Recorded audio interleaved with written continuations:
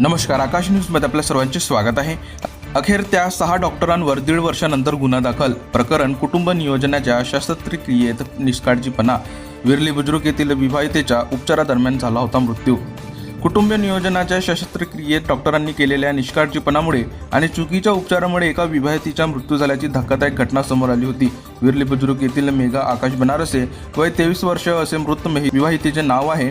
या प्रकरणात नागपूरच्या विभागीय आरोग्य समितीने गेलेल्या तपासानंतर तब्बल 1.5 वर्षानंतर लाखांदूर पोलिसांनी 6 डॉक्टरांविरुद्ध विविध कलमान्वये गुन्हा दाखल केला आहे.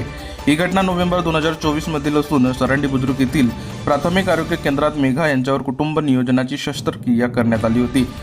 शस्त्रक्रियेनंतर काही दिवसातच त्यांना त्रास सुरू झाला. कुटुंबियांनी त्यांना विविध रुग्णालयात उपचारासाठी नेले.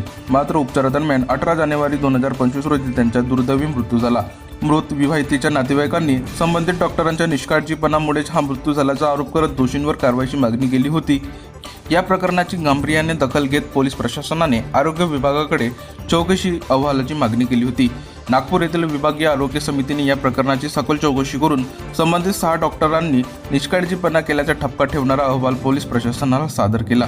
या अहवालाच्या आधारावर लाखांदूर पोलिसांनी भंडारा येथील साई मल्टीस्पेशालिटी हॉस्पिटलचे सर्जन डॉक्टर श्रीकांत किरुपुंजे, जिल्हा आरोग्य अधिकारी डॉक्टर PK जांभूळकर, ब्रह्मपुरी येथील आस्था क्रिटिकल केअरचे सर्जन डॉक्टर अपूर्वा सिंग व डॉक्टर पंकज लडके, सरांडी बुजुर्गचे कंत्राटी आरोग्य अधिकारी डॉक्टर कुशल भुयर आणि लाखांदूर ग्रामीण रुग्णालयाच्या स्त्रीरोग तज्ज्ञ डॉक्टर रोशनी राऊत या 6 जणांविरोधात गुन्हा दाखल केला.